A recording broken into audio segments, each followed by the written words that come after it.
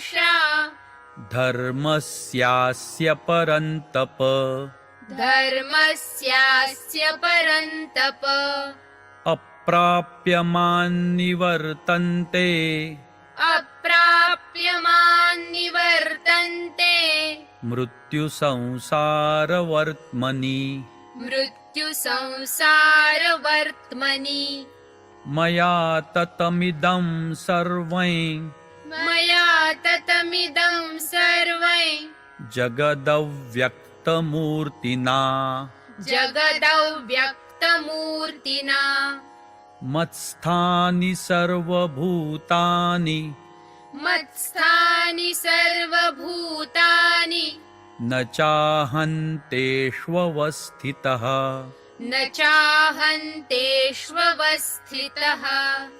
न च मत्स्थानि भूतानि न च मत्स्थानि भूतानि पश्य मे योगमैश्वरम् पश्य मे योगमैश्वरम् भूतभृन्न च भूतस्थो भूतभृन्न च भूतस्थो ममात्मा भूतभावनः ममात्मा भूतभावनः यथाकाशस्थितो नित्यम् यथाकाशस्थितो नित्यम् वायुः सर्वत्र गो महान् वायुः सर्वत्र गो महान् तथा सर्वाणि भूतानि तथा सर्वाणि भूतानि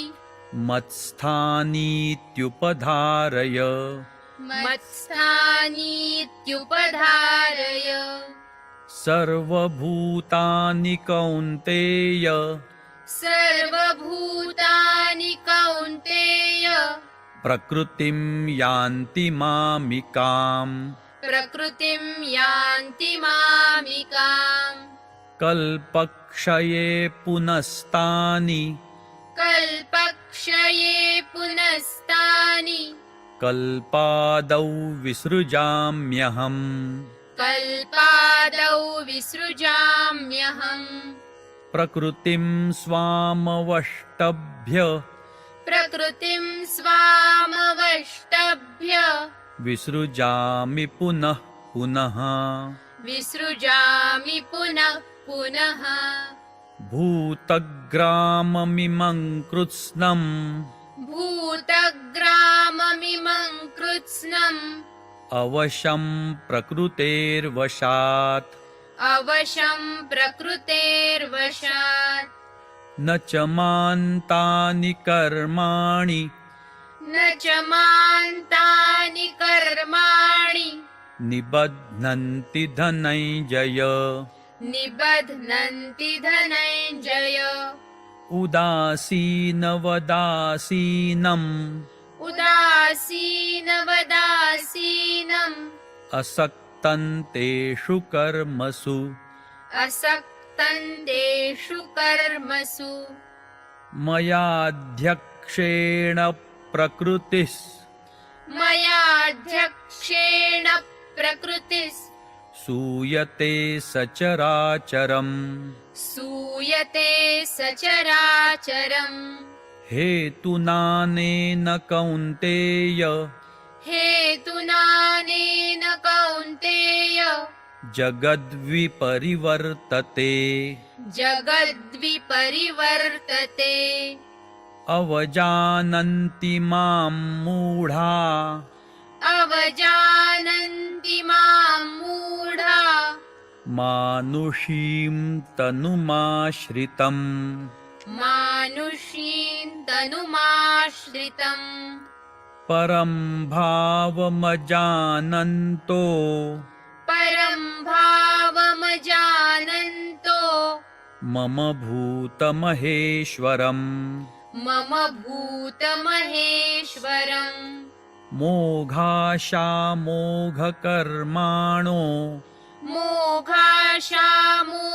मोघाशामोघकर्माणो मोघज्ञानाविचेतसः मोघज्ञानाविचेतसः राक्षसीमासुरीं चैव राक्षसीमासुरीं चैव प्रकृतिं मोहिनीं श्रिताः प्रकृतिं मोहिनीं श्रिताः महात्मानस्तु मां पार्थ महात्मानस्तु मां पार्थ दैवीं प्रकृतिमाश्रिताः दैवीं प्रकृतिमाश्रिताः भजन्त्यनन्यमनसो भजन्त्यनन्यमनसो ज्ञात्वा भूतादिमव्ययम् ज्ञात्वा भूतादिमव्ययम् सततं कीर्तयन्तो माम् सततं कीर्तयन्तो माम् यतन्तश्च दृढव्रताः यतन्तश्च दृढव्रताः नमस्यन्तश्च मां भक्त्या नमस्यन्तश्च मां भक्त्या नित्ययुक्ता उपासते नित्ययुक्ता उपासते ज्ञानयज्ञेन चाप्यन्ये ज्ञानयज्ञेन चाप्यन्ये यजन्तो मामुपासते यजन्तो मामुपासते एकत्वेन पृथक्त्वेन एकत्वेन पृथक्त्वेन बहुधा विश्वतो मुखम् बहुधा विश्वतो मुखम् अहं क्रतुरहं यज्ञस् अहं क्रतुरहं यज्ञस् स्वधाहमहमौषधम् स्वधाहमहमौषधम् मन्त्रोऽहमहमेवाज्यम् मन्त्रोऽहमहमेवाज्यम् अहमग्निरहं हुतम् अहमग्निरहं हुतम् पिताहमस्य जगतो पिताहमस्य जगतो माता धाता पितामहः माता धाता पितामहः वेद्यं पवित्रमोङ्कार वेद्यं पवित्रमोङ्कार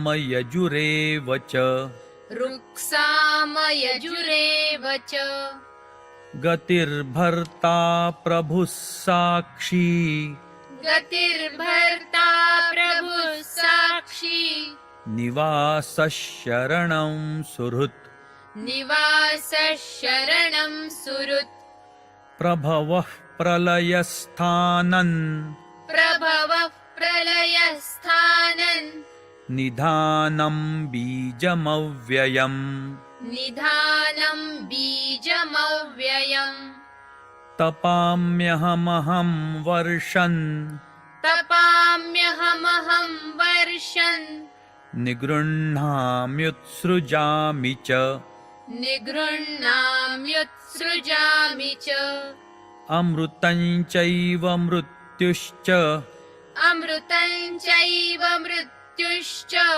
सदसच्चाहमर्जुन सदसच्चाहमर्जुन त्रैविद्या मां सोमपाः पूतपापा त्रैविद्या मां सोमपाः पूतपापा यज्ञैरिष्ट्वा स्वर्गतिं प्रार्थयन्ते यज्ञैरिष्ट्वा स्वर्गतिं प्रार्थयन्ते ते पुण्यमासाद्य सुरेन्द्रलोकम् ते पुण्यमासाद्य सुरेन्द्रलोकम् अश्नन्ति दिव्यान् दिवि देवभोगान् अश्नन्ति दिव्यान् दिवि देवभोगान् ते तं भुक्त्वा स्वर्गलोकं विशालम् ते तं भुक्त्वा स्वर्गलोकं विशालम् क्षीणे पुण्ये मर्त्यलोकं विशन्ति क्षीणे पुण्ये मर्त्यलोकं विशन्ति एवं त्रयी धर्ममनुप्रपन्ना एवं त्रयी धर्ममनुप्रपन्ना गतागतं कामकामा लभन्ते गतागतं कामकामा लभन्ते अनन्याश्चिन्तयन्तो माम् अनन्याश्चिन्तयन्तो माम् ये जनाः पर्युपासते ये जनाः पर्युपासते तेषां नित्याभियुक्तानां तेषां नित्याभियुक्तानां योगक्षेमं वहाम्यहम् योगक्षेमं वहाम्यहम् येऽप्यन्यदेवता भक्ता येऽप्यन्यदेवता भक्ता यजन्ते श्रद्धयान्विताः यजन्ते श्रद्धयान्विताः तेऽपि मामेव कौन्तेय तेऽपि मामेव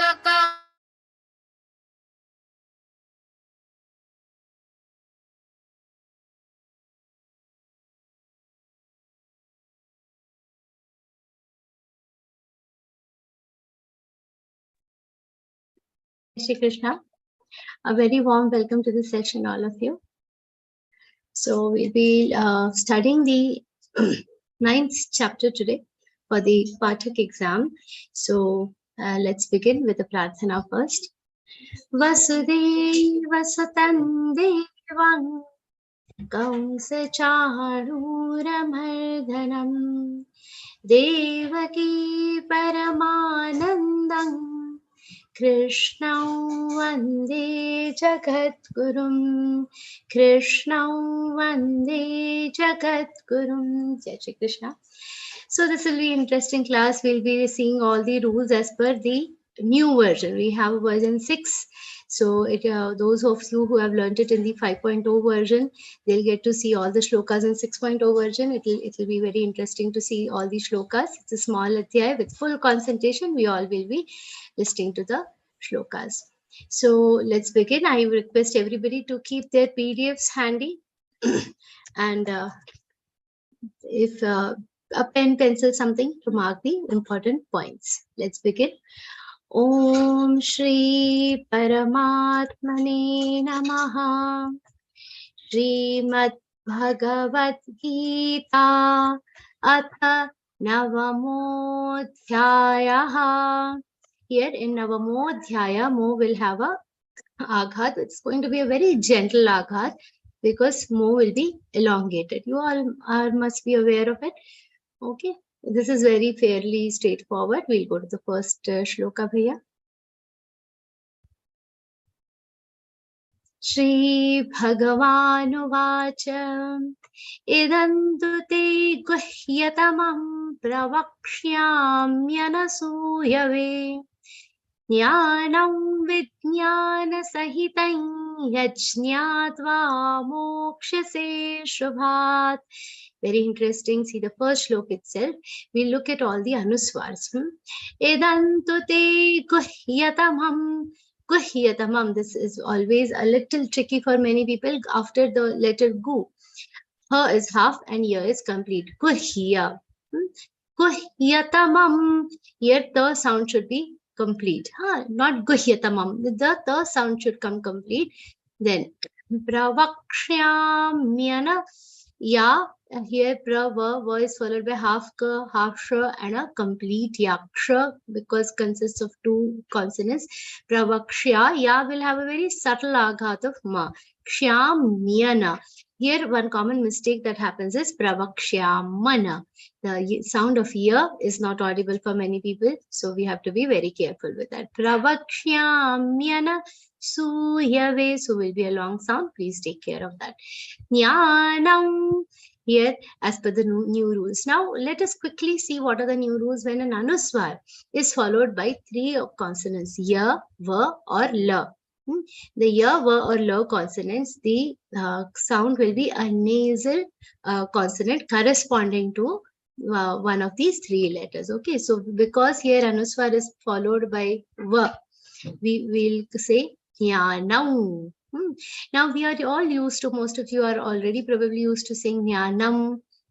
It's easier to say jnanam instead of jnanam because we are preparing our mouth to say the next letter.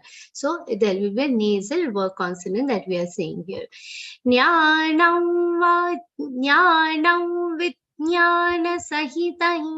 Again, this anuswar is followed by ya. In the third charan, the last charan, it begins with ya. Yajñatva. Since it begins with a ya, the anuswar's pronunciation will be nasal ya consonant here. Jnanam vijnana sahitai yajñatva mokshase shubhat. Mokshase. Mo will be a long sound, se will be a super long sound, and the last ta will be pronounced half. Yajñatva mokshase shubhat. Okay, next shlok, bhaiya. Rajavidya Rajaguhyam. Again, we have seen already the Guhya word here. We will have a prominent aghat of the Vidya. Rajavidya Rajaguhyam Pavitra Midamuttamam. Entire charan is one word. Pavi, we will have a prominent aghat of the. What is an aghat? Aghat is we give stress of the upcoming letter. So avi is followed by half the and a complete ra sound. So Vitra. There will be, we do a dvit. We'll say the first half letter twice. Very subtle, 2 times it is said. With, like that. Pavitra midamuttamam. Mi is a short sound followed by a complete the sound. Mida. Pavitra midamuttamam. Pratyakshavagaman dharmyam. Pra has a prominent aghat of the. Then it is followed by a complete ya sound. Ya has a prominent aghat of ka. Pratyaksha. Pratyakshavagaman dharmyam. Anuswar is followed by na because it anuswar is pronounced like na because it is followed by dha. Pratyakshavagaman dharmyam. Susukham. Sukham, both are short sounds. Susukham kartumavyayam. Note one thing about this last charan. There is not a single long sound in the last charan. All sounds are short. So you have to say it swiftly. Susukham kartumavyayam. Okay. Next shlok, bhaiya. Third shlok. Ashraddhadhanav purusha dharmasyasya parantapa. Aprapyaman nivartante mrityu samsaravartmani. Very important shlok. Ashrad. Is having, for the first letter itself, it begins with the aghat. Ashraddha. Because is followed by shra. Shra is a combined consonant. First shra is half, ra is complete. Ashrad. Shra is followed by 2 the sounds. So we are not giving an aghat on shra because the same sound is repeated. Aghat will not come if the same sound is repeated. Okay, so because it is a repeated consonant, we will not give an aghat. Shrat dadhana. Okay. Ashraddhadhana purusha. Here the sound of sh. It should not be purusha, but purusha. Murdhanya sha. Dharmasya parantapa. Dharmasma has a prominent aghat of sa. Dharmasya, ya will be a long sound. There is a distinction in the way we give aghat on a short sound and the long sound. On long sound, you have to first complete the long sound and then give the aghat. Unlike on the short sound, where the short sound is in itself a short sound, so the aghat is very clearly audible. That's not the case with the long sounds. Dharmasya parantapa. Okay, the last pa will be complete, but it should not be long. Okay, not parantapa. That makes it a long sound. Pa is a short sound. Charan, when it is ending with a short sound, you have to be careful that you are not making it long. Third charan. Aprapya. Again, a has a prominent aghat of pa, but pra has a subtle aghat of pa. Aprapyaman nivartante, nivartante. The ra between va and ta is half, not nivaratante. Nivaratante is incorrect. Nivartante, the ra sound is half. Mrityu, mru has a prominent aghat of ta. Mrityu. Saunsara, the anuswaran, sir, will be pronounced like a nasal vowel consonant. Saunsara and not sansara or samsara. Saunsara, Vartmani. Ra sound is complete here. Some very common mistakes also I'll try to cover in this class. One of the most common mistakes is this ra sound is said half for many people. Saunsar Vartmani. Saunsar Vartmani makes the ra sound half. You have to say it complete.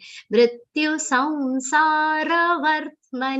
It's a complete sound followed by half ra, half the, and a complete ma. So I'm repeating again. Saunsara Vartmani.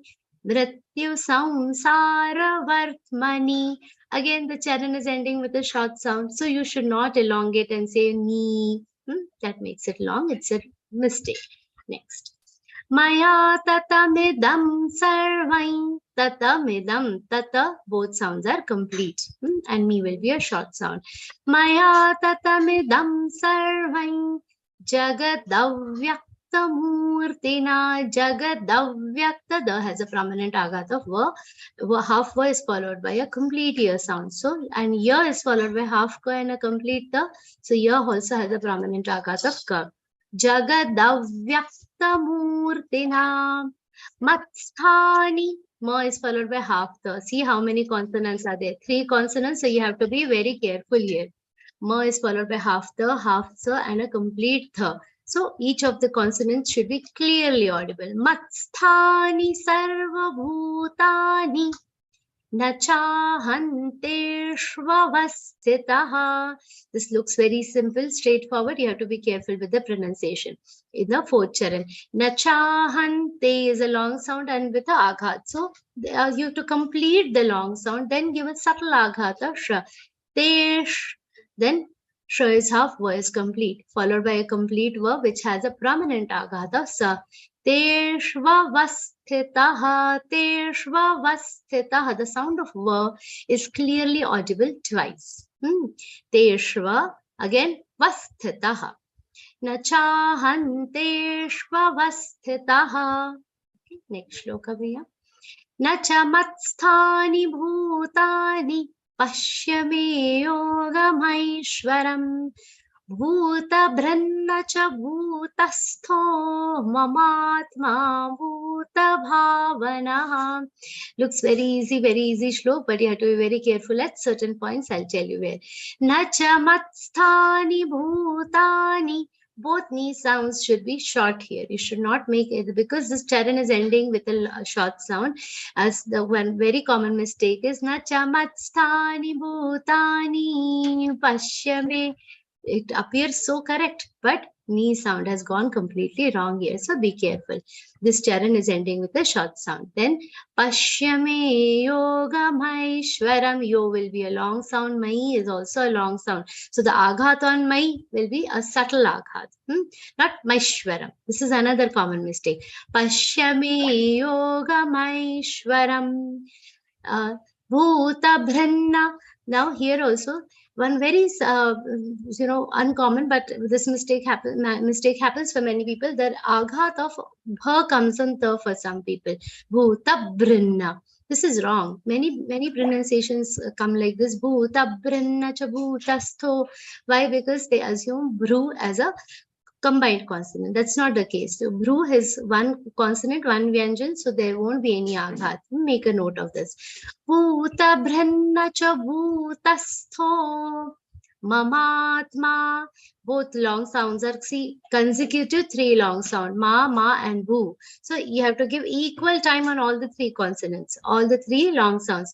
Mamatma bhutabhavanaha. Some people, mamatma bhuta bhavanaha. What went wrong?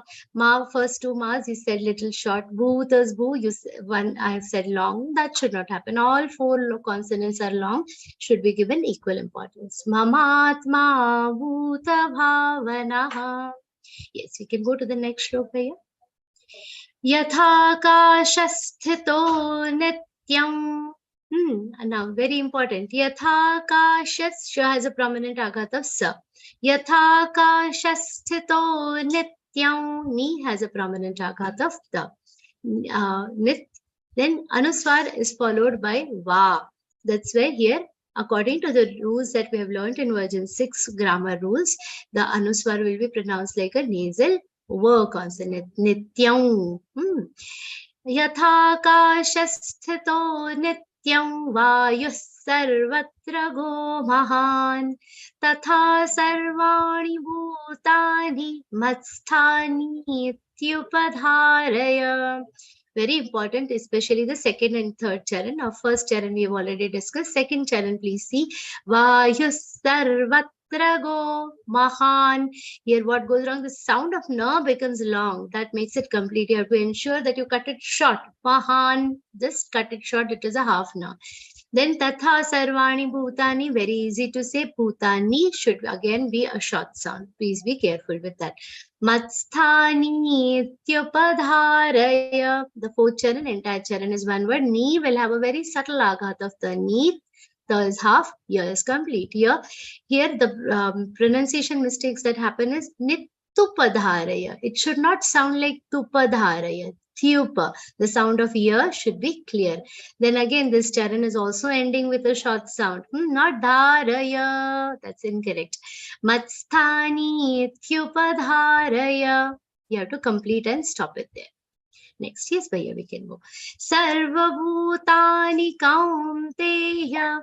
Kau is a long sound, te is a long sound. Be careful with the long and short sound. Sarvabhutani kaunteya prakriti yanti mamigam kalpakshaye punastani kalpadau visrishamyaham. Very important shlok. Sarva bhutani kaunteya. Here we see a symbol of ya, aghat on ya. The aghat will be taken only if you are saying the first and the second charan together in one breath. If you are pausing at the first charan, like I'll show you how, then you need not take the aghat on ya. Sarva bhutani kaunteya. Prakriti yanti mamikam. Because I paused at a year at the first charan, I did not take the aghat. However, if I'm saying it together, then I'll give the aghat. With aghat, how it will sound, please listen at once.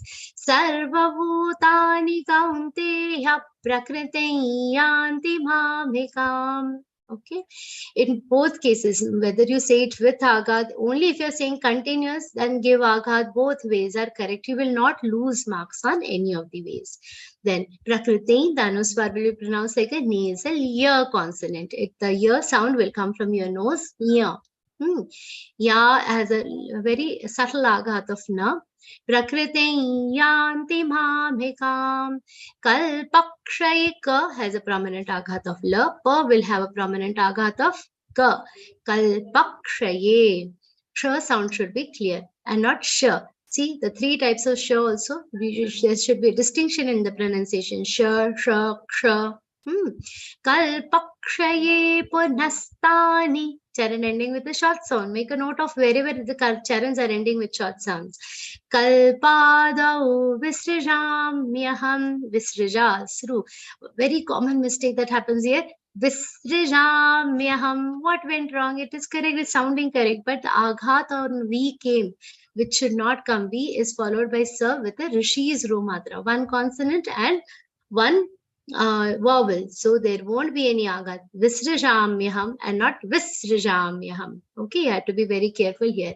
Another mistake that happens in this charan is visrijamaham. The sound of ya is not clear. So we have to be careful there also. Kalpadau visrijamyaham. Next. Prakritim swamavashtabhya. Va has a prominent aghat of shatkonsha. Ta has a prominent aghat of bha, which sounds like ba. There is this rule as being discussed in the level 2 grammar, where the aghats on ta will be sounding little bit like ba. Vashtabhya. Prakritim swamavashtabhya visrijami punah punah. Again, not visrijami punah punah. That's incorrect. Visrijami punah punah. Bhutagramamimam kritsnam. Bhuta ta has a prominent aghat of ga. Bhutagrama. Bhutagramamimam kritsnam. So many ma's in this charan. You have to see which ma is complete, which ma is half. You have to say that carefully. Ma, mi, mang. All three ma's are complete and should be audible clearly. And the anuswars will pronunciation will be like nga, and then kru is followed by half the, then half the and a complete na sound. Krits nam, krit snam. Whenever such difficult words come, break it first, practice it, and then you can say it together. Kritsnam. The last ma should be half. It should not be said kritsnam. Don't drag it to make it long. Avasham prakriter vashat. Avasham prakru. Again, here also same mistake like what happens in Vishrajami.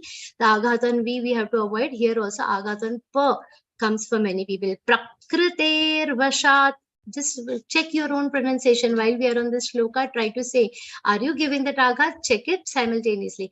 Avasham prakriter vashat. It has to be said very simply, not prakrite. Okay. Just third and fourth charan, I'll repeat once. Bhutagramamimam kritsnam avasham prakriter vashat. Next. Nachamantani karmani. This is straightforward. Second charan, important. Nibadhnanti dhananjaya. Nibadh has a prominent aghat of dha, half the and complete now. One common mistake that happens here is nibadhanti. People end up saying dhanti here. It's incorrect. Dha is half, na is complete. So nibadhnanti. Nibadhnanti dhananjaya. Then na has a aghat of ya. Whenever this aghat of nasal consonants come, you have to be little careful that sounds like a bell ringing in a temple. That kind of sound will come. Very beautiful sound. Try to give those aghats carefully. Third charan, udasina vadasinam. Nothing difficult in this charan, but one small mistake happens is this udasi. C is followed by a complete na. The mistake that happens here is udasin vadasinam. So this na ends up being half. You have to be careful there. Na va sounds should be complete. Udasina vadasinam asak Tanteshu karmasu. Note one very important thing about this shlok, ninth shlok. All four charans are ending with short sounds. So none of the charan you should end up dragging in the end to make them long. Okay, make a note of this. Otherwise, you might lose marks there. Asaktanteshu karmasu. When we are singing, we don't realize we have made it long.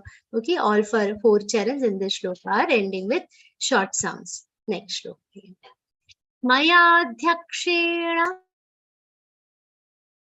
Mayadhyakshiya is a long sound followed by a subtle aghat of the. Mayad. The aghat of the will sound like the. Mayadhyakshena. The is half, ya is complete, ya has a prominent aghat of ka. Mayadhyakshena.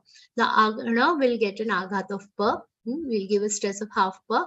Mayadhyakshena prakritis suyate sacharacharam. Su is a long sound, te is a long sound, then rest of the charan is easy.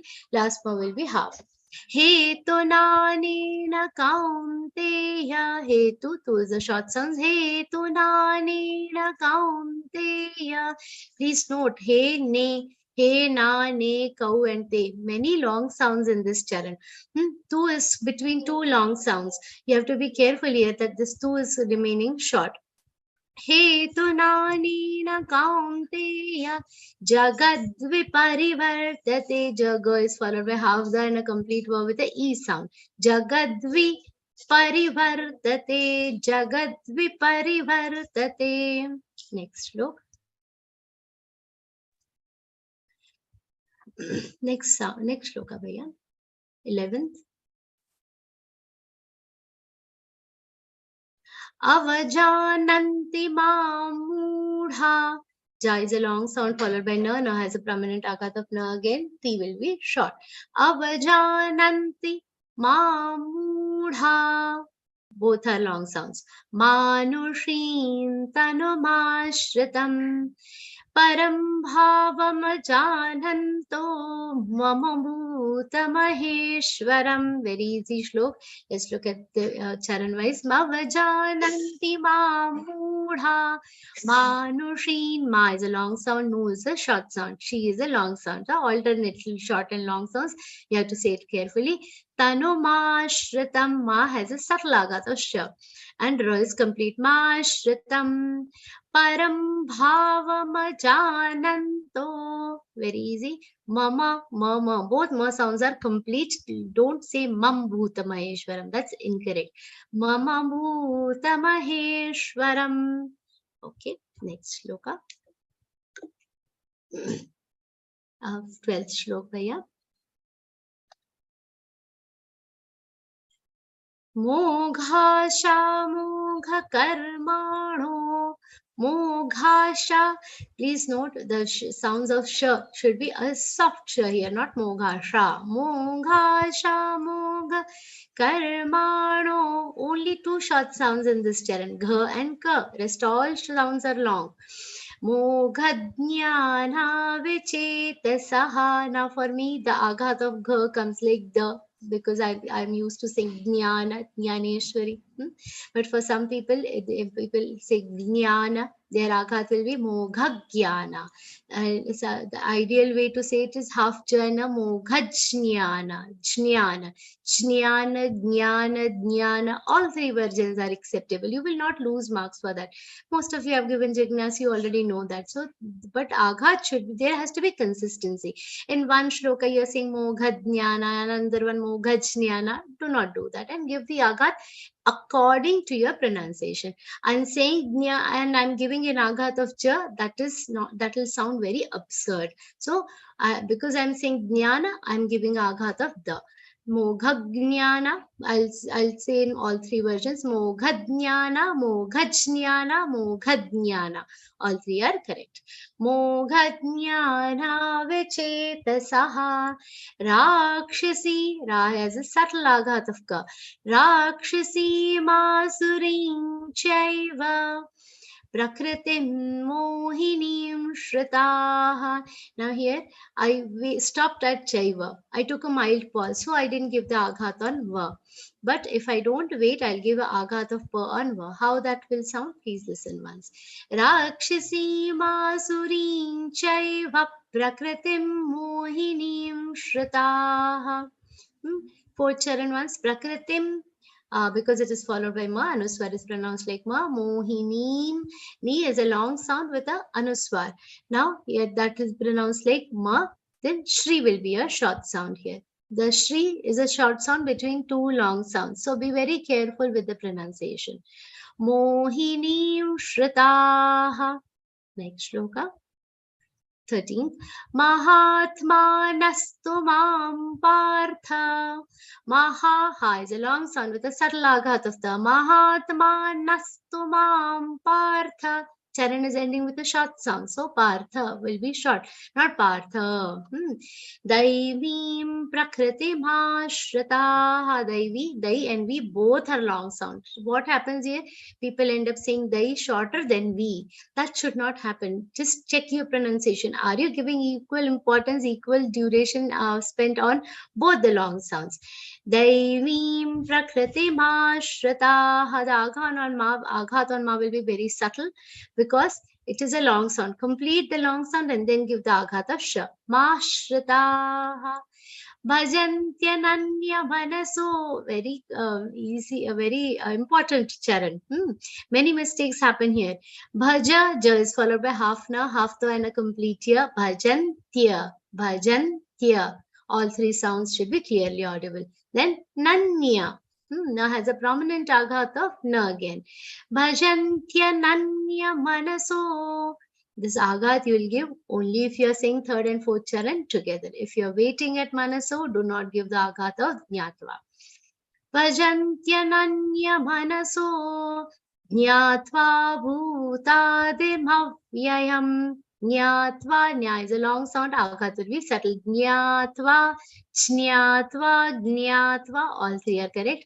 Bhutadi, mavyayam. The sound of ma should be complete. One very common mistake that happens here is bhutadim avyayam, bhutadim avyayam. That ma sound, if you want it to get complete, try to give that aghat of va on ma. Then it will never be short. So do not miss that aghat. With aghat, how will you say the third and fourth charan? Once please listen carefully. Bhajantyananya manaso jnatva bhutani bhavyayam. Bhajantyananya manaso jnatva. The aghat will be a subtle one, not a very prominent aghat, because you have to complete the long sound of so and then give the aghat. We can move to the next shloka here, 14th shlok. Satatam kirtayanto maim yatantascha dridhavrataha namasyantascha mam bhaktya nityayukta upasate. Very important, but very easy also. Satatam, anuswar will be pronounced like nga. Kirtayanto maim. Ki is a long sound. Again, for those who joined a little late, I'll repeat this anuswar if it is followed by ya, va or lo. As per the new version anuswar rules that we are learning, that they will be pronounced like a nasal ya, la or va respectively. So maim, because anuswar is followed by yatantash ya. That is why here we will say a nasal ya consonant. Mine. Okay. This rule has changed only for 3 consonants. Ya, va and la. Satatam kirtayanto yatantascha dridhavrataha. The has a rishi's ru matra here. Dridhavrataha. It's not a combined consonant, so we will not give an aghat on cha. Next. And okay, one more thing, dridha vrataha. Here, va is half, r sound is complete. Do not say it like vru. Vra, vra. A matra should come with r, ram kara. Dridha vrataha. Namasyantascha mam bhaktya. Namasyantascha. All 3 aghats are prominent. They should be clearly audible. Mam bhaktya. Bha is followed by half ka, half the, and a complete ya sound. Here, mistake that happens is bhakta. It should be bhaktya. Nitya yukta upasate. This you've done in 12th chapter also. Very easy. Next. Jnana yajnena chapyanye yajanto mamupasate ekatvena prathak Tvena bahudha vishvato mukham jnana yajnena yajnena. All 3 versions are correct. Give the aghat as per your pronunciation of jnya or jnya. Okay. Jnana yajnena chapya. Cha is a long sound with a subtle aghat of pa. Not chapyanye. Chapya is incorrect. Chapyanye.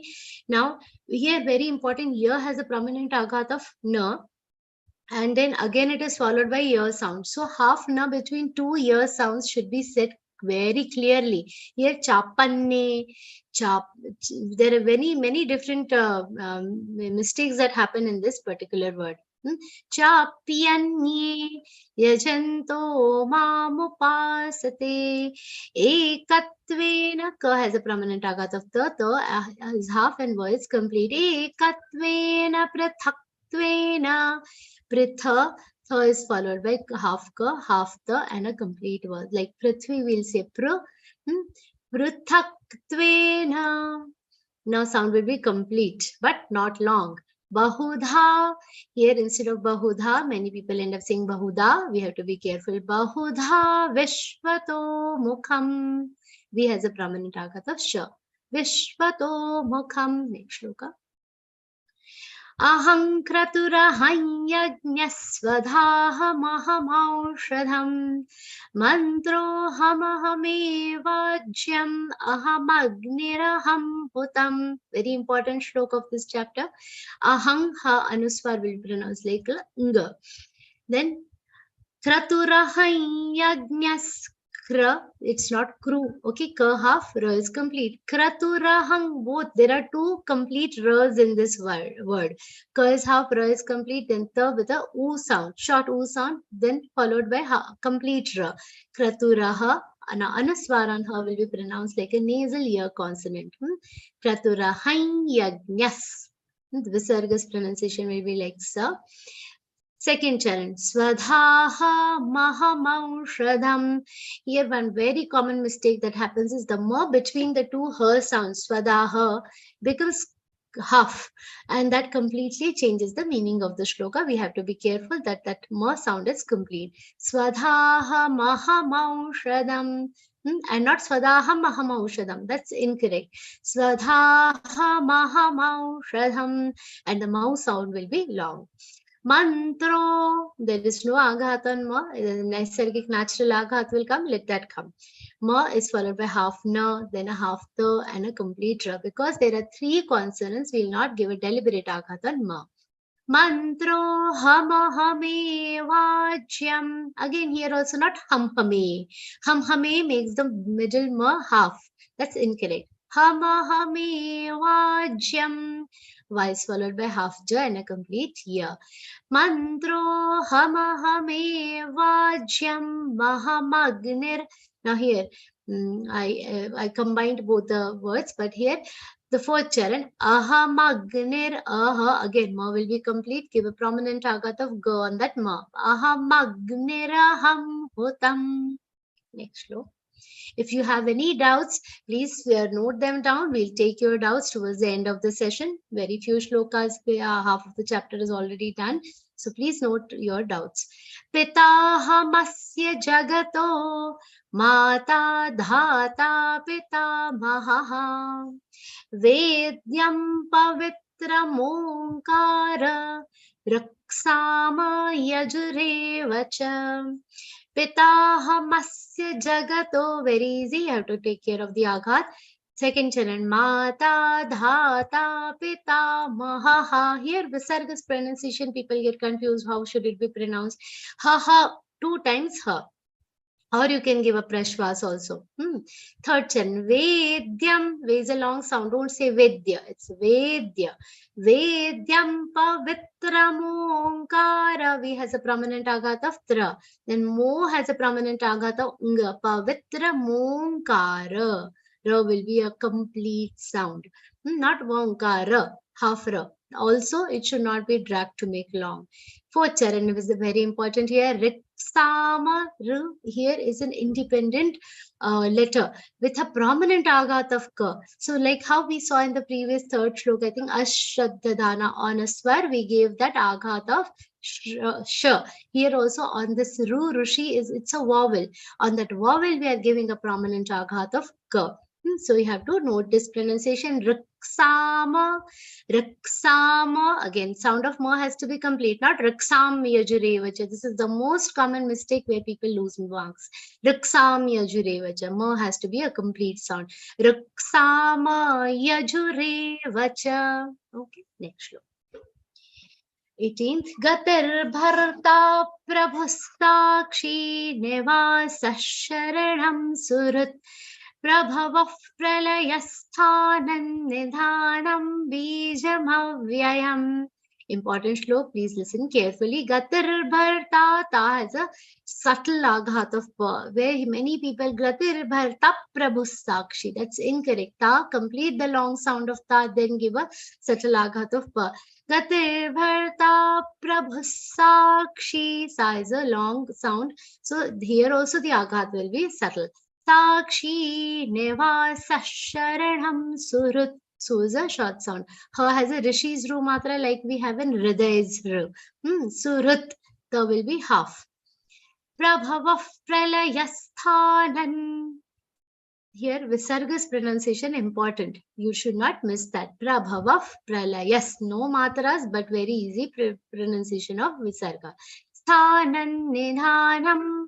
Bijamavyayam. Dha and B are the only long sounds. Be very careful. This aghat on ma you should not miss here. That makes ma half, and then again the meaning of the shloka will change. So bijamavyayam. Next shloka. 19th. Tapamyaham tapamyahamaham varshan nigrhnamyatsrijami cha amritaim chaiva mrityuscha sadasacchahamarjuna. Probably the most confusing shlok the people have doubts in. Tapamya pa has a subtle aghat of ma. Here again, we have the pronunciation should be clear, not tapamya. Mya should be clear, not tapamahama. Many people end up saying a double ma sound here instead of mya. Be careful with that. Then tapamya hama hum. The anuswar will be pronounced like a nasal vowel consonant. Hama hum.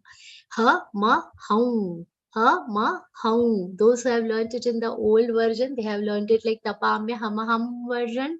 Now we have to rectify that pronunciation. Tapahama tapamyahama hum varshan. The sound of sh should be a shatkon sh and not a shaljam sh. Then second chal nigrahna ga has a rishi's ru matra with followed by half her and a complete na. Nigrahna. How to say this half her?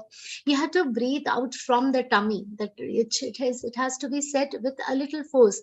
Nigrahnamyat.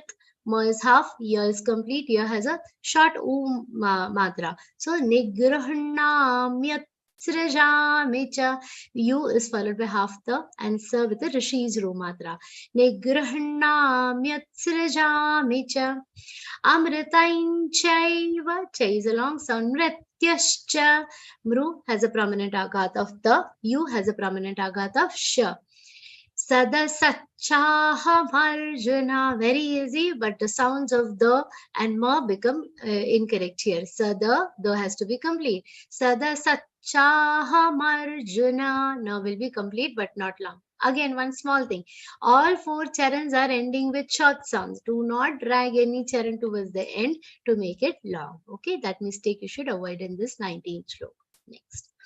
त्रैविद्या मां सोमपाः पूतपापा यज्ञैरिष्ट्वा स्वर्गतिं प्रार्थयन्ते ते पुण्यमासाद्य सुरेन्द्रलोकम् अश्नन्ति दिव्यान् दिवि देवभोगान्.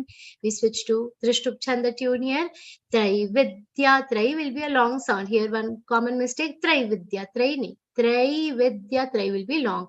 Traividya mam somapah puta papa. Yet the breath circle will be pronounced like pa, puta, pu, papa. All three are long sounds. Yajnai rishtva. Ya is followed by nya with a ai matra. Yajnai rishtva. Ri is followed by half sha, half ta, and a complete va sound. Rishtva. Va has a aghat, subtle aghat of sa. Because va is a long sound, complete the long sound, then give aghat of sa. Yajnai rishtva svargatim. Swa is followed by half ra and a complete ga. Svargatim. Prarthayante. Pra is a long sound. Te will also be a long sound. Te punyamasadya. Pu has a prominent aghat of na. Punyamasadya. Sa has a subtle aghat because sa is a long sound. So complete the long sound first. Right. Te punyamasadya surendra lokam. Ashnanti. A has a prominent aghat of sh. Na has a prominent aghat of na again. Here a is followed by half sh and a complete na, which is again followed by half na and a complete ta. Ashnanti. Divyan divi deva bhogan. Di, both these sounds will be short. All the and we sound will be short. Divi deva bhogan. Half na towards the end. Next shloka. Te tam bhuktva svargalokam vishalam kshine punye martyalokam vishanti evam trayi dharma prapanna gata gatam kama kama labhante. Very important here, the pronunciation of anuswar in all the four channels. You have to be very careful. Te tam bhuktva, swa is a long sound. Complete the long sound, then give an aghata sa. Bhuktva svargalokam. Anuswar and ka will be pronounced like a nasal word consonant. Kau vishalang. Kau vishalang. Te tvam bhuktva svargalokam vishalang kshine. Kshatriya ksha, not shine. Ksha, kshine punya martyalokam. Anuswaran ka will again be pronounced like a nasal vowel consonant. Lokam vishanti. Note this, both the charan have ended with short sound. When you're singing in Trishtup Chand, this very common mistake that happens is in the we lose the track of long and the short sounds. Vishanti, this is the most common mistake where people end up losing their mark. Note, first and second charan both are ending with short sounds. Evam trayi dharma, here ya, not my e, like, no, it should not sound like e imli ki e. It is ya with a e matra. Trayi dharma manuprapanna. See, the ma which is following dharma, it ends up being half for many people, like ye evan trayi dharmam manu. That's incorrect. Ma will be complete. Evan trayi dharma manuprapanna gata gatam gata gatam kama kama labhante. That is straightforward. Next shloka.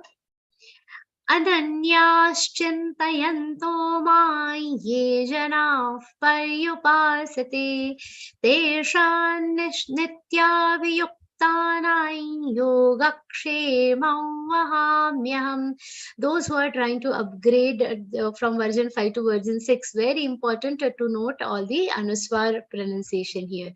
The old students, they have to learn it very carefully. This 22nd shlok, please mark it.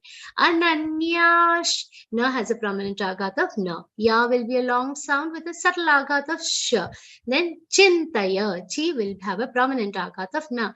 Ananyash chintayanto maim.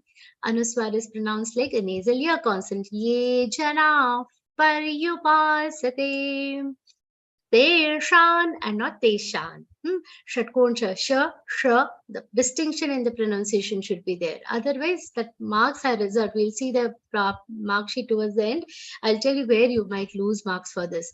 Teshan nitya viyuktanam yogakshemam. Now here we are used to saying kshemam. Even I'm used to saying kshemam. We should all practicing kshemam. Yogakshemam vahamyaham. Ma is half, here is complete. Do not say vahamaham. Vahamyaham. Okay. Once I'll say this whole shlok because it is an important one.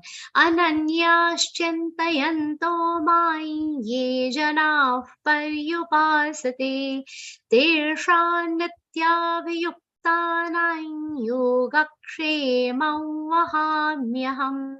Okay. Very few shlokas left. So everybody please be focused for some time. Ye pyanya. Ye is a long sound followed by avagra. So it will be super long. So how will the aghati? It will be extremely subtle. Okay. Don't say ye pyanya. That's incorrect. Ye pyanya, half per, and here has a prominent aghat of na. Ye pyanya devata bhakta yajante shraddhayanvitaha tepi māmev kaunteya yajantya vidhipurvakam. Very easy. First charan we have already seen. Second charan yajante. Ja has a prominent aghat of na. Te is a long sound, so the aghat is subtle. Shra is followed by half the and a complete dha. There is always a confusion here. Half the and complete here. Or which one is correct? You should always know. Shraddha. Dha is complete. Shraddha, Shraddha, ya is a long sound, so the aghat will be very subtle. Shraddhayan vitaha tepi, p is a short sound. Māmeva kaunteya, charan ending with a short sound, do not drag it. Yajantya vidhi purvakam. Next, 24th shlok. aham hi sarva yajnanam bhokta cha prabhureva cha न तु मामभिजानन्ति तत्त्वेन तश्च्यवन्ति ते. Very important shlok. Aham hi sarva ya, aghat on ya will depend on your pronunciation of ya. I've already told you this. Bhokta cha prabhureva cha. This aghat of cha gets missed for many people. Prabhu, who will be a short sound. Third charan, na tu mam abhijananti. Common mistake that happens here. Na tu mam, na tu mam. These are the two common mistakes. What went wrong? Na and tu. One of them becomes long for many people. You have to be very careful. Both are short sounds. Na tu mam abhijananti. Ma, the second ma is a complete sound, not mam bhijananti. That's incorrect. Na tu mam abhijananti. Tattve, ta has followed by two half tas. Tattve, tattve, tattve na tash. Ta is a complete sound followed by half cha, and a complete ya. Na tashcha vantite. Next shloka. 25th. Yanti devavrata devan. Yanti, ya is a subtle aghat of na. Deva vrata, va has a prominent aghat of va again. There va is followed by half va complete ra. Yanti deva vrata devan pitrun yanti. Pitru ta has a long ru sound. Through will be long here, so the aghat is subtle. Please note, not pitranyanti pitruvrataha. Both through sounds will end up sounding the same. That is wrong. Both through sounds are different here. The first through is a long sound. The second word through is a short sound. Pitranyanti Pitravrataha, both have aghats. The first time when you are saying Pitrunyanti, the through will have a very subtle aghat. The second time, in the second one where you are saying Pitravrataha, the through aghat will be prominent one, Pitravrataha. Okay, again, Pitrunyanti Pitravrataha. We have to be careful with both aghats and long short sounds here. Bhutani yanti bhutejya. There is a long sound with a subtle aghat of ja. Bhutejya. Yanti madhya. Ma is followed by half the and a complete year. Madhya jinopimam. Last ma will be ha. Next shloka. Patram pushpam phalanto yo me bhaktya prayachyati tadaham bhaktyupahritam ashnami prayatatmanaha. Patram, please note the pronunciation of anuswar might go wrong in this shloka. You have to be very careful with that. Rest, it is a very easy shloka. Patram pushpam, who has a prominent aghat of shatkonsha. Patram pushpam phalanto yai. Anuswaranya is pronounced like a nasal ear consonant because yo, the second charan begins with yo. Yo me bhaktya prayachyati. Ya is a long sound ending with a subtle aghat of pa. Yo me bhaktya prayachyati. Charan is ending with a short sound. Do not make it long. Tadaham bhaktyuparhatam. Tadaham, straightforward. Bha, ka is followed by half the, sorry, bha is followed by half ka, half the, and a complete ear sound. Bhaktyu, bhaktyu, and not bhaktu. This is a common mistake that happens here. Bhaktyu, pa is followed by ha with the rishi's ru matra, how we have in hriday, like that, ru. Parhatam, bhaktyu-parhatam, ashnami, is followed by half sha and a complete na. Ashnami. Now this aghat of me gets missed for many people. Mipra, miprayatat manaha. Ashna miprayatat manaha. Second, third, and fourth channel, please listen one more time. Tadaham bhaktyuparhatam ashna miprayatat manaha. Next shloka. Yat karoshi yadashnasi yajjuhoshi dadasi yat.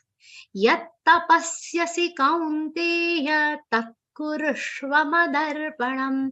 This shloka is very easy, very important. From one very important thing you have to know about this shloka: the pronunciation of sh and sh. There has to be a distinction in the pronunciation of so both sh, and if it is not there, it is most clearly audible in this particular shloka. So you have to be careful here. Yat karoshi षटकोण yadashnasi soft shaljam sh. And ya has a prominent agat of ta in the first place. Yat karoshi yadashnasi. And again, so sound should also be soft one. C will be short. Yajjuhoshi dadasi yat. Here, yajju. Ju is a short sound. She will be a short sound. Dadas yat. Charan is ending with a half sound. So do not drag it. Yata is incorrect.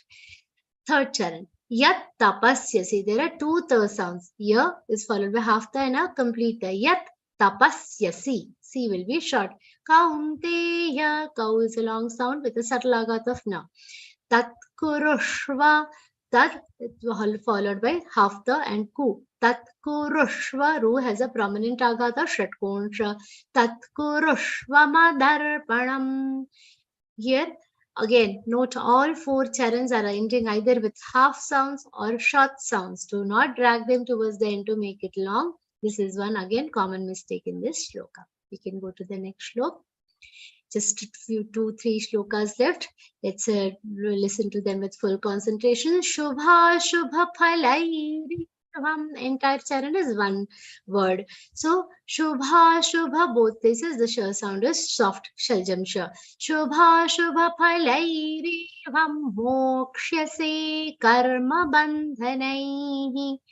Karma bandhanaihi. The visarga is pronounced like he and not her. This you have to remember.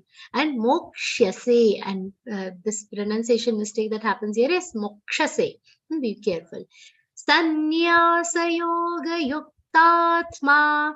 Here also the entire charan is one word. Sannyas and not sannyas. Sannyas, you are eating up one half now. Sannyas. Sannyasa yoga yuktatma. The sa in between has to be pronounced complete. And yuktatma, you has a prominent aghat of ka. Ta will be a long sound, ma will be a long sound. Fourth charan, vimukto mamupaishyasi. Pa is a long sound with a षट्कोण, half षट्कोण. The pronunciation has to be correct. C will be a short sound. Next shloka. Just 2 more shlokas. If you have doubts, we'll take the doubts. We can also take some demo. So if anybody is ready to, has learned the entire chapter, we should be prepared to give the demo also. We'll take demo also after this. Samoham. Mo is a long sound and is followed by a avagra. So it's going to be super long. Samoham sarva bhuteshu. Charan is ending with a short sound and षट्कोण sound. Sarvabhuteshu name dveshyosti na priyaha. Name has a subtle agat of the and va is complete. Me dveshyo. Ve is followed by षट्कोण and yo sound. Name dveshyosti na priyaha.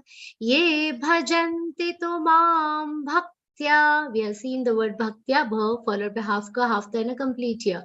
Bhaktya mayi te shu chapyaham. Mayi and not mayi. Ma ya with the e sound. Mayi te shu chapyaham. Next shloka. Api chetsu. Api, P is a short sound. Che is a long sound with a subtle agat of ta. Api chetsu duracharo. Che is followed by half the, half and a complete sa. Both sounds are short, su and do. Api chetsu duracharo bhajate mamananya bhag. Now has a prominent agat of na again. Mamananya bhag. Ka is half. Do not drag it to make it long. Sadhureva samantavyas. Ma has a prominent agat of na. Ta has a prominent agat of va. Mantavyas. Samyag. Sa is followed by half ma and a complete ya. Ya is followed by half ga. half va, and a complete year. Here, this all pronunciations, all vowels, all consonants should be pronounced carefully. Samyag vyavasito hi saha. How we break it? Samyag, ga is half. Vyavasito hi saha. First va is half. Second va is complete. Do not say vavasito. Many people do not say the sound of ear properly, and then this pronunciation error occurs. Samyag vyavasito hi saha. He is short. Sa is also short sound. Next. Kshipram, kshi has a prominent agat of pa. Kshipram bhavati dharmatma shashvat shantin nigacchati kaunteya pratijanihi name bhaktah pranashyati. Kshipram, kshi has a prominent agat of pa, and ra is complete. Kshipram bhavati dharmatma shashvat. Here both sh sounds are shaljam sh. Sh followed by a half sh and a complete va. Shashvat shanti. Va has a prominent agat of ch. Shashvat shantin. Negacchati. Charan ending with half short sound. Kaunteya pratijanihi. Ni is a long sound. He is a short sound. You have to be very careful with that. Name bhaktash. Va has a prominent agat of ka. Visarga's pronunciation like pha and not fa. Not father's fa. Pha. It's a labial sound. Name bhakta pranashyati. Charan ending with short sound. Next shloka. 32nd. Mam hi parthvyapashritya yepi syuh papayonayaha striyo vaishyastatva shudrastepi yanti parangatim.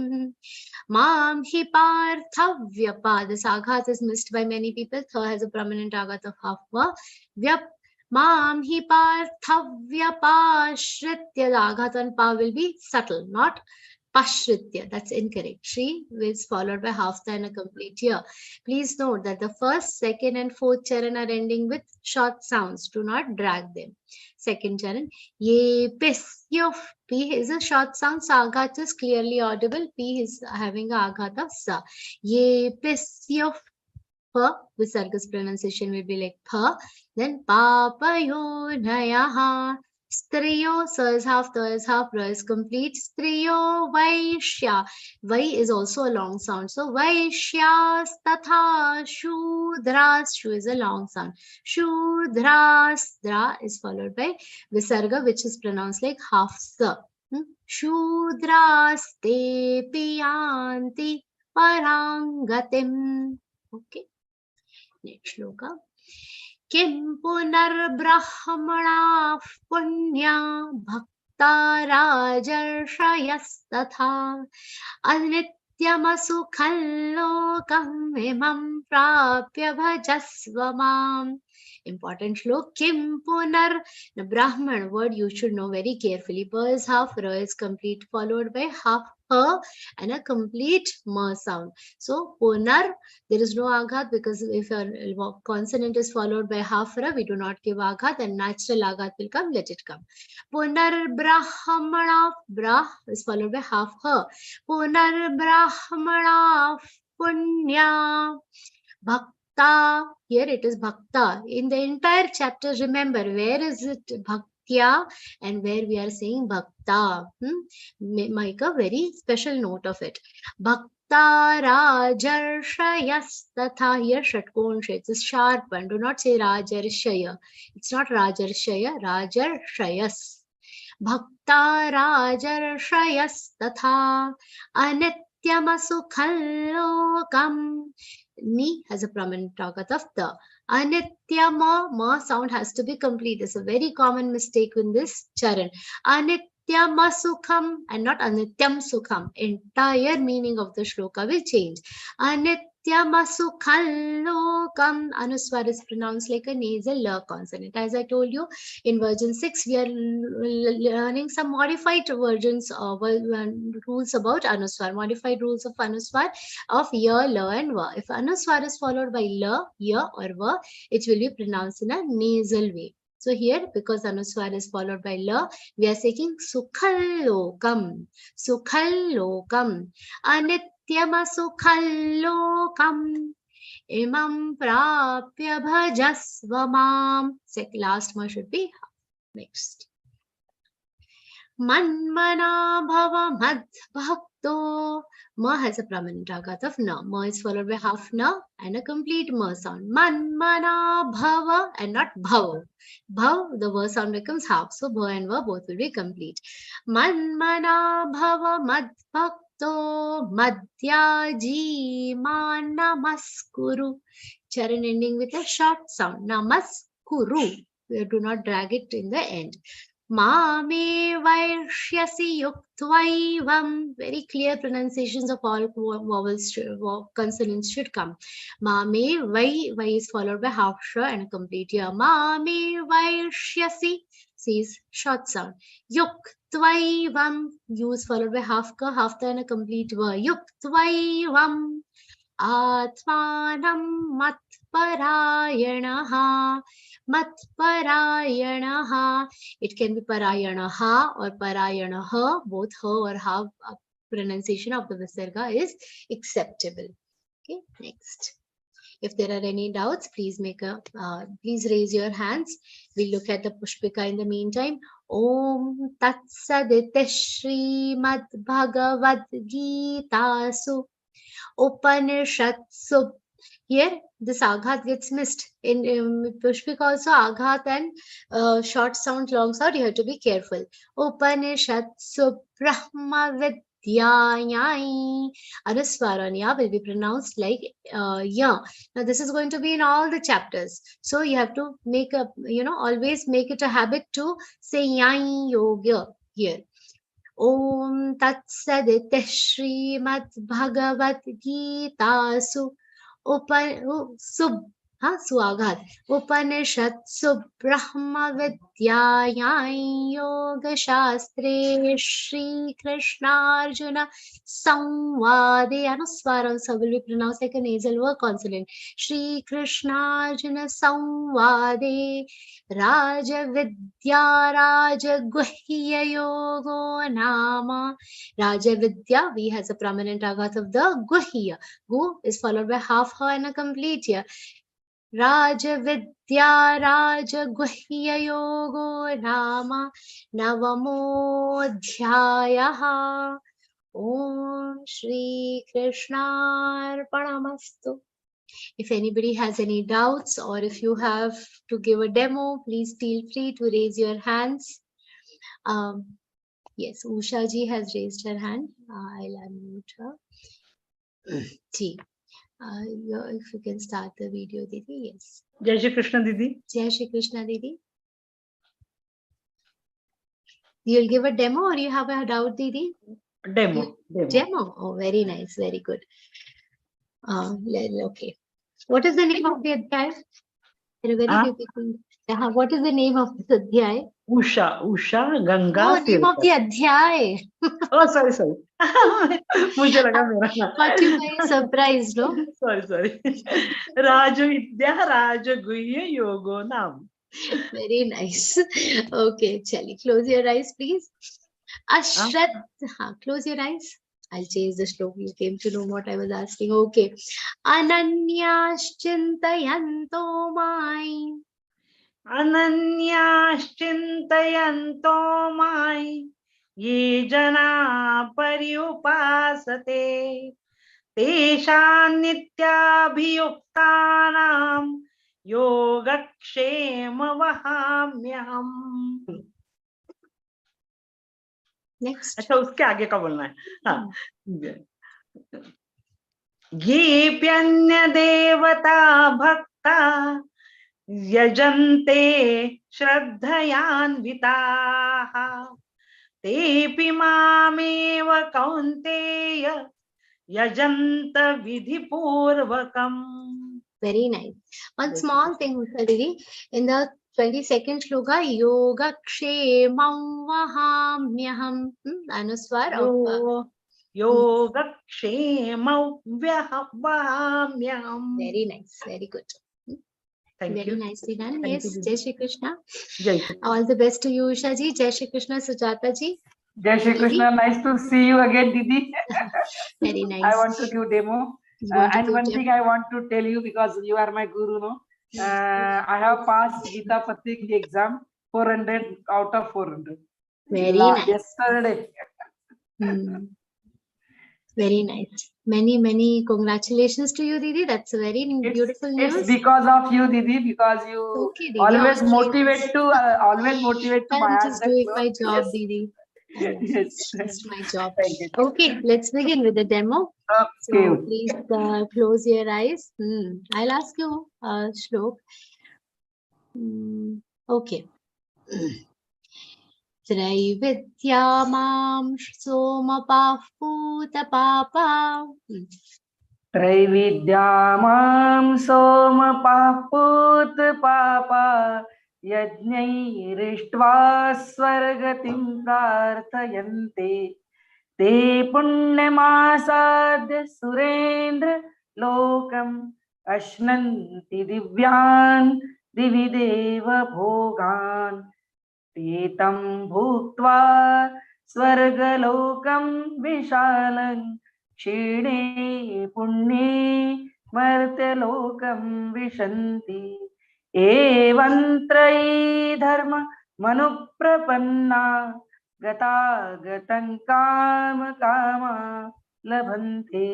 Very nicely sung, very beautiful. And because Martyalokam Vishanti Anuswar, you can try to say as per the new rules. Okay, very nice, but very good, Didi. All the best to you also. Good luck for your exams. Yes, Narayan ji, Jai Shri Krishna. I'll send you unmute request here. Please unmute yourself. Jai Shri Krishna Didi, I have a question. Will we be given the new revised PDF Yes, of you the can. chapters? Yes, because the existing chapters are all with a different Anuswara, and while practicing, I will make that mistake. So yes. we will be given. Yes, you will be given. Also, one thing you can do is see there are two options. One, you can ask the new PDFs from your old text, or they'll also be shared on the exam portal. However, if you also want, you can now. I assume you have completed your level 4. You can also buy the book. No, from store. I have not come. Okay. I am So going to register for level 4. Okay, so very nice. You can also consider buying the this book by Sunil I Pachiniya. bought the book, but it is This is the still, old one. but This it is is the still old with the one. old Anuswar. So, Okay, yeah, okay.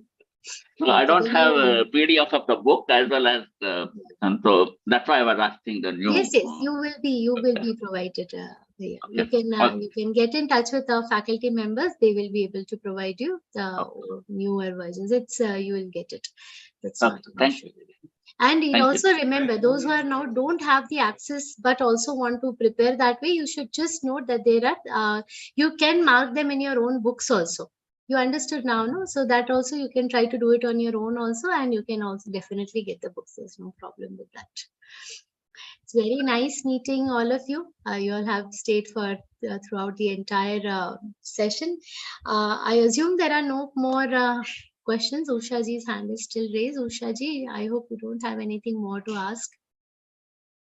Okay. So if there are no further questions, and Anshuman Bhaiya, I don't think we have a mark sheet to share as of now. Okay. Didi, if you want, I can share, or else we can share in 17th chapter. Okay. I don't know. As per whatever instructions are given to you, accordingly we can do it. Okay. Okay. So yeah. So we can do the mark sheet later maybe. So all of you, best of luck for your exam. Those are preparing for the exams. And thank you so much for making it to the session today. Usha ji, do you have any doubt? मुझे पता था कि मैं भी पथिक की exam पास हो गई 400 out of 399. Oh, 399 out of 400. Oh, very good. बहुत बहुत अभिनंदन. Thank you. Also, Thank you.